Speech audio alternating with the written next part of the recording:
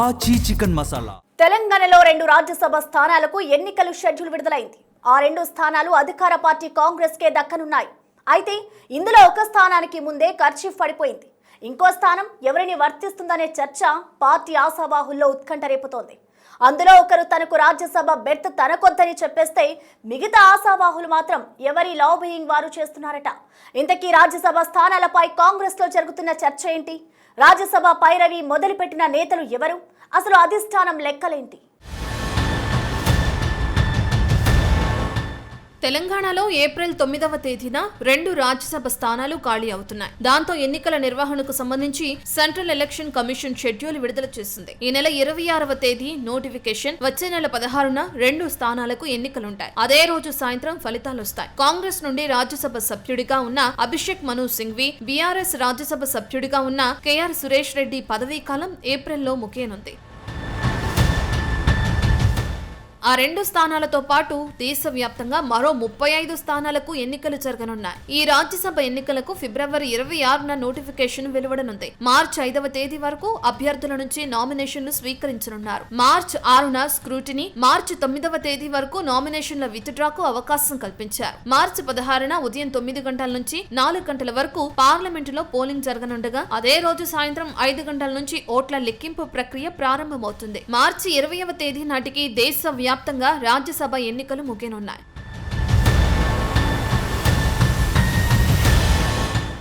రాజ్యసభ ఎన్నికలు రాష్ట్రాల అసెంబ్లీ సభ్యుల ఓట్ల ద్వారా జరుగుతాయి. తెలంగాణలో అధికారంలో ఉన్న కాంగ్రెస్ పార్టీకి 66 మంది సభ్యులున్నారు. కాంగ్రెస్ తో పొత్తు పెట్టుకుని గెలిచిన ఒక సిపిఐ ఎమ్మెల్యే ఉన్నారు. ఇక సిపిఎం సభ్యులు బీఆర్ఎస్ నుంచి పార్టీ ఫిరాయించి వచ్చిన సభ్యులుండటంతో 2 స్థానాలు అధికార పార్టీ కైవసం చేసుకోనుంది. రాజ్యసభ సభ్యుల ఎన్నికకు అవసరమైనంత బలం లేని బీఆర్ఎస్ అసలు పోటీలో ఉంటుందా అనే చర్చ కూడా ఉంది.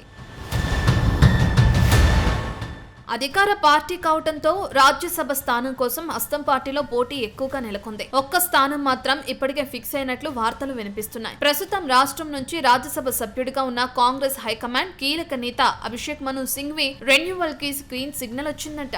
సింఘ్వి ప్రస్తుతం తెలంగాణ ప్రభుత్వం న్యాయ వ్యవహారాల్లో కీలకంగా మారారు. రాష్ట్రంలోని కేసులపై సలహాలు, సూచనలు ఇవ్వడంతో పాటు సుప్రీంకోర్టులో రాష్ట్రం నుంచి ఉన్న కేసులపై పోరాటం చేస్తున్నారు. దాంతో రాహుల్ గాంధీ సైతం సింఘ్వికి సంబంధించి ఇటీవలే ఢిల్లీలో జరిగిన చర్చల్లో క్లారిటీ ఇచ్చినట్లు తెలుస్తుంది. మరో స్థానానికి పార్టీలో తీవ్రమైన పోటీ ఉండటంతో త్వరలో ఆశావహులను పిలిపించి అభ్యర్థిని ఫైనల్ చేద్దామని రాష్ట్ర నేతలకు హైకమాండ్ చెప్పినట్లు సమాచారం. ఏదేమైనా 2 స్థానాల్లో ఒకటి ఫిక్స్ అయినట్లు వార్తలు వస్తుండటంతో 2వ స్థానం దక్కించుకోవడానికి ఎవరి ప్రయత్నాలు వారు మొదలు పెట్టారు. ప్రచారం అవుతున్న పేర్లలో ఒకరైన మాజీ రాజ్యసభ సభ్యుడు కె కేశవరావు తాను రాజ్యసభ పదవి కోసం ఎలాంటి ప్రయత్నం చేయటం లేదని తేల్చేశారు.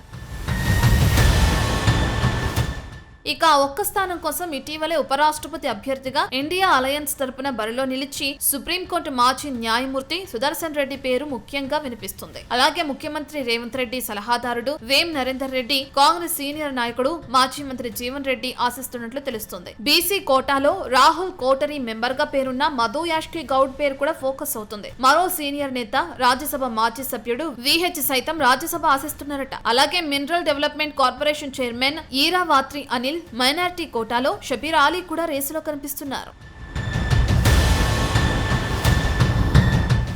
రాజ్యసభ పోటీలో ఉన్న నేతల్లో ఒకరి కోసం సీఎం రేవంత్ రెడ్డి నేరుగా ప్రయత్నం చేస్తున్నట్లు తెలుస్తుంది. మధు యాష్కి గౌడ్, విహెచ్ లకి అధిష్టానం పెద్దలతో మంచి సంబంధాలున్నాయి. దాంతో వారిద్దరూ నేరుగా ఢిల్లీ స్థాయిలో ఒక ఛాన్స్ అంటూ లాబియింగ్ చేసుకుంటున్నారట. జీవన్ రెడ్డి సైతం 40 ఏళ్ల నుండి పార్టీలోనే ఉన్నారు. ఒక్క అవకాశం ఇవ్వండని కొందరు రాష్ట్ర నేతలకు, తనకు పరిచయం ఉన్న ఢిల్లీ నేతలకు తెలియజేస్తున్నట్లు సమాచారం. ఇక సీఎం సన్నిహితులుగా ఉన్న కార్పొరేషన్ చైర్మన్ ఈరావాత్రి అనిల్, మాజీ మంత్రి, ప్రభుత్వ సలహాదారుడు మైనారిటీ కోటాలో తనకు అవకాశం ఇవ్వాలని షబీర్ అలీ కోరుతున్నారట.